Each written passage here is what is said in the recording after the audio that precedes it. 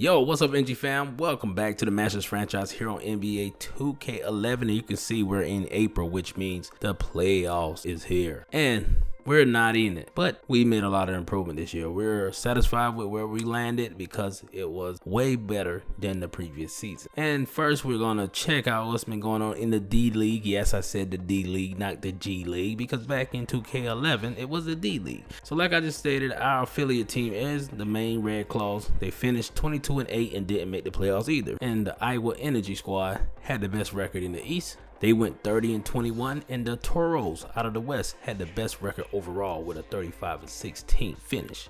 All right, and Brad Mason finished with the most points average per game in the D League.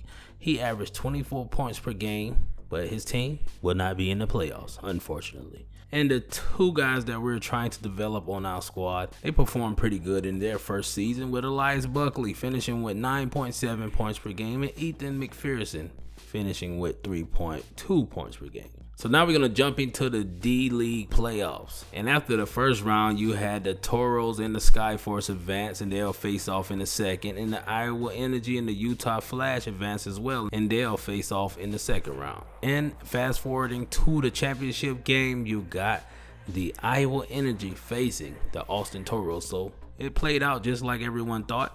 And after simulating the finals, the Toros came out on top, and they are your D League champions. And the best player on that squad that night was Myers. He finished with 22 points that game, and he ended up averaging 18 and 6 this whole season. So now we're going to slide right back to the NBA. And first up, we're going to discuss the awards. And LeBron James won another. That's like his third MVP in a row. Somebody got to dethrone this guy. After having a great season, he almost averaged 30, 10, and 7. But we're going to just give him 29.7, 9.5, and 6.9. And this guy averaged over 2 steals as well. Man, LeBron is going crazy. And the Rookie of the Year goes to our boy Elmo Newman. He is the first ever Rookie of the Year in Masters history. He finished with 19 points per game, 5 rebounds, and 3 assists, baby. Let's get it. And the Sixth Man of the Year goes to Kemba Walker. His year in Toronto was pretty okay. He had 18 points per game, 5 assists, and 2 rebounds. And he helped this squad make the playoffs. And the Defensive Player of the Year goes to Dwight Howard once again. 21 points per game, 12 rebounds, and you got to give him those steals and 2 blocks. This guy's unstoppable on the defensive end. And the most improved player went to Goran Dragic. We faced that guy in our final game of the season, and you guys can tell that guy is becoming a problem here in the NBA. He averaged 15 points per game, almost 5 assists, and a whole steal and 3 rebounds. Great year for this guy. Let's see if he can keep it up next season. And the Coach of the Year goes to Doc Rivers. Anybody that coaches LeBron James will get them one Coach of the Year award. And Doc Rivers, fresh off his Boston Celtics stint, jumped right down there in Miami and got him another Coach of the Year award. So now let's check out the All-NBA teams. First up, you got the first team All-NBA, where you had Rajon Rondo, Kyrie Irving, LeBron James, Kevin Durant, and Dwight Howard holding it down for the first team. And the second team had D-Wade, Klay Thompson, Dirk Nowitzki, Chris Bosh, and Brook Lopez. The third team ended up with Tyreke Evans, Stephen Curry, Rudy Gay, Amari Stoudemire, and Al Jefferson.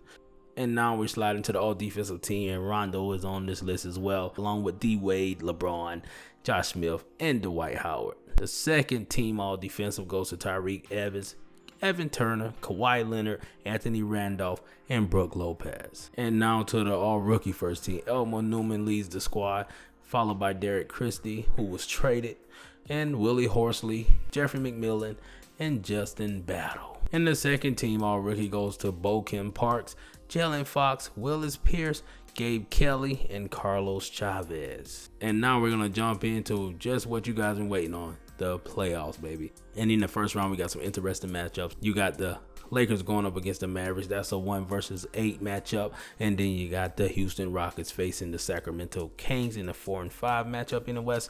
OKC will face Portland in the 3 versus 6 matchup. And the Golden State Warriors will face the Memphis Grizzlies in the 2 and 7 matchup. And sliding on to the East, you got the Miami Heat facing the Toronto Raptors in the 1 versus 8 matchup. And the Knicks will face New Orleans in a 4 versus 5 matchup. And Indiana will face Chicago in a 3 versus 6 matchup, and the Atlanta Hawks will face the Philadelphia 76ers in a 2 versus 7 matchup. And after simulating the first round, Lakers advance as well as the Sacramento Kings. So that 1 versus 5 matchup there in the second round should be a great one. And the Golden State Warriors ended up sliding to the second round. We all knew that was going to happen. And the Portland Trailblazers pulled the upset against the OKC Thunder. So that's going to be a nice matchup for Portland to see if they can dethrone the Golden State Warriors. And on the east side, you got the Miami Heat slide into the second round. We knew that was going to happen. And the New York Knicks ended up taking out the New Orleans Hornets, and they will be facing the Miami Heat. And down at the bottom, you got the Atlanta Hawks facing the Chicago Bulls. Chicago ended up upsetting Indiana. Man, Indiana cannot make it out of the first round, it seems like. And Derrick Rose will take on Josh Smith and those guys. And after simulating the second round, the Lakers made it to another conference finals. They will face Golden State this time. Let's see if Steph and them can do it once again. And in the Eastern Conference Finals, you got the Miami Heat going up against the Chicago Bulls. D-Wade turned it on in the playoffs, and we got a chance at seeing Kobe versus Braun in the finals. So we're going to simulate this one, and we have the Golden State Warriors sweeping the Lakers, and Miami almost swept the Chicago Bulls, and they will face Golden State in the NBA Finals. All right, so we're going to get this thing going. And in the first game, Golden State blew Miami out 131-112. The second game, Miami won that one 116-97. In the third game, Golden State with another huge blowout 125-99. In the fourth game, Golden State won that one 121-92. And the fifth game ended up going to Golden State after they beat the Heat by 6, and they are crowned the NBA champion. So LeBron James and the Miami Heat will go down, baby. They took down Goliath. You already know Steph had to hold it down for the Finals MVP, man. He had a great postseason where he averaged 26.8 points per game, and he dished the ball very well, 7.2 assists, man. All right, so now that we're done with the playoffs, we're moving to the offseason, and first up is the retirements. So we're going to say goodbye to Steve Nash, who finishes his career as a New York Knick after 17 years. You know, he's a first ballot Hall of Fame for sure. And we're gonna say sayonara to Vince Carter as well, who wraps his career up as a Net. And Derek Fisher will walk out of here as a Minnesota Timberwolf after 17 years of service. And John Salmons will say goodbye after 11 years, and he walks out of here with a championship. And the only person to retire for the coaches was Don Nelson. Don Nelson got that championship ring that he was looking for with the Warriors, and he slid on out of there. And like I said, man, you can check out the Hall of Fame inductees this year, and you can see Steve Nash with a 15-point average in his career and 7.9 assists after playing 1,263 games, man. All right, so now we sliding on to our team. We can see we're looking pretty good, man. The improvements are here. You can see all those blue arrows going up. That means our team is getting better. And the top player on our squad still is Elbow Newman, and Thaddeus Young is creeping up on him with 79 overall after getting a 2-point boost in his rating. And Godfrey bumped up 3 points. Oh my goodness, Kenneth Godfrey is doing his thing. And Tayshaun Prince goes down a couple of, the OGs are gonna see a regression in their rating, but I'm surprised to see our boy Buckley eclipsing the 60 overall mark, and Ethan McPherson hitting the 59 mark after a 2-point boost to his rating. All right, so we ended up accepting almost every option that our team had. We gave Buckley his 2-year team option. We gave McPherson his 2-year team option. Ilyasova got his team option. Prince, we gave him his team option. Memo got his. And Lauren Wells, we gave him that 2-year team option as well. And now let's take a look at the top free agents out here, man. LeBron ended up declining his $17.5 million player option, and he will seek a new home. LeBron doesn't like losing. I guess he doesn't have confidence in Miami retooling and going for another championship. He want to do it on his own. It's going to be interesting to see where he lands. And Iguodala ended up declining his offer from the 76ers. That would have paid him $15.9 million. And KG ended up getting his team option declined. They said, hey, you too old for us, buddy, to pay you $4.28 million. So now we're going to slide on to the player resigning. You guys can see Kenneth Godfrey, Patty Mills, Tyler Hansbrough, Anthony Morrow, and Joel Prisbilla. So those guys, we're going to try to see if we can get a qualified offer for them. If not, you know, sayonara, man, we have to put some new guys in their position. So next up, we're going to slide to the draft lottery, where we have a 15.6% chance at landing the #1 draft pick. So let's see how the ball rolls for us. All right, so you got Minnesota with the 14th pick, Denver 13, Orlando 12, Milwaukee at 11, the Clippers at 10, Cleveland is at 9, Washington at 8, Jersey at 7, Detroit at 6, Idaho, we fell 2 spots, so we're at 5, and you got Boston at 4, Utah at 3, and at 2 you have the San Antonio Spurs, and at 1 the Phoenix Suns. So the biggest jump was obviously the San Antonio Spurs.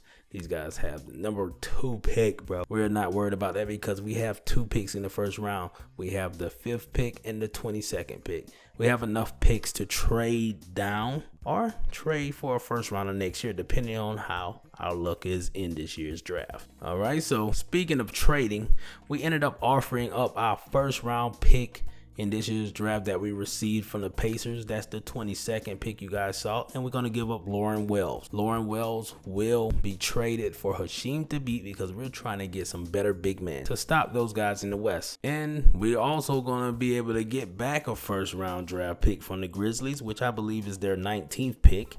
And I think this right here is going to be a win-win for both squads, more like a win for us, because Lauren Wells, he's a great player, but he just doesn't fit our style of play. And the Grizzlies will accept this offer, and we're going to slide right on to the NBA draft.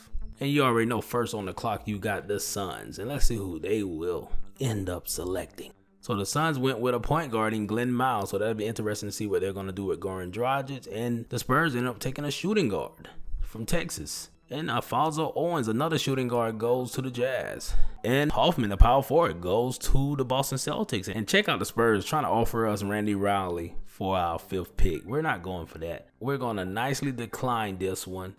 And you already know we're going to pick up somebody to help us. And I think Julian Hines might be that guy. He's a top 5 pick. You can see this guy overall is an A+. Inside game is a A-.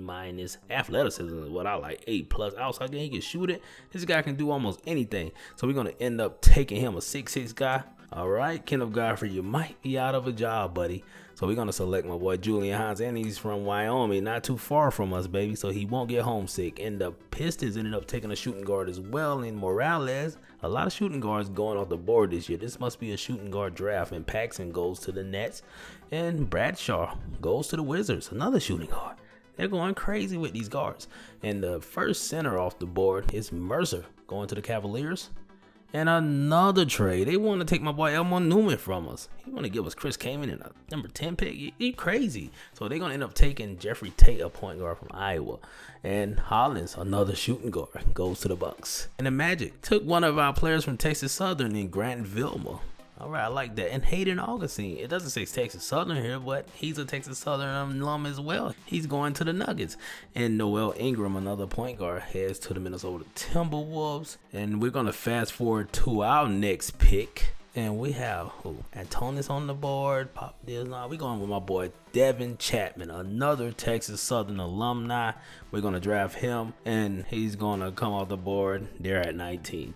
And next, you got the Bulls selecting the center, Antonis from Greece. And the Knicks ended up taking a shooting guard in Flanders. And later in this draft, you had the Hawks offer us their first round pick, which was pick 26 for Tyler Hansbrough. We're not going to pass that up. We're going to accept that and probably trade that away for something in the future. So you can see here, we gave up that trade for a first rounder in next year's draft from the Spurs because we believe the Spurs are going to have a bad season this year. And now we're sliding on to the second round of the draft, and the Suns want to offer us their first pick in the second round for a pick that we just got from the Spurs. They lost their mind for sure, and they picked up another shooting guard in Armstrong. We don't want that. So another interesting thing we did, we made another trade, man. So we ended up trading away our second round pick in this year's draft, along with Danny Green, man. We wanted to keep Danny, but we're going to use him as trade bait. And we're going to swap him with the Philadelphia 76ers, who we believe will have a bad season because Iguodala left. He left, so I don't believe that team will make the playoffs. They made it this year as a 7 seed, and we're going to see if we can luck up on another high draft pick. So we ended up simulating the rest of that draft, and you guys can see the best player in this year's draft was Glenn Miles, who went to the Suns, the point guard, and Nicholas, the Spurs shooting guard, is an 81 overall, and Alfonso Owens, who went to the Jazz, ended up being a 77 overall, and Hoffman, 75 overall, and our guy Julian Hines, who was the third best player in this draft, and we picked him up with the 5th pick. So obviously we're going to end up signing both of these guys, and Julian Hines will most likely be a starter in his first year, but Devin Chapman, we're going to slide him down to the D-League. So moving on, man, you already know what time it is. It's time for the free agency period. And Kenneth Godfrey ended up accepting our 1-year, $3.38 million offer.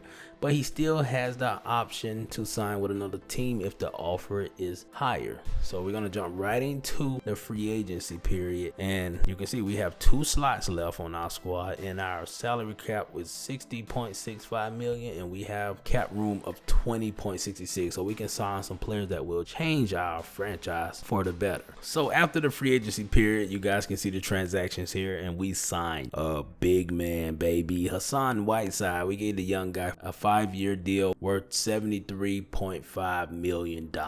And the Hawks ended up re-signing their boy Josh Smith to a 6-year deal worth $75.5.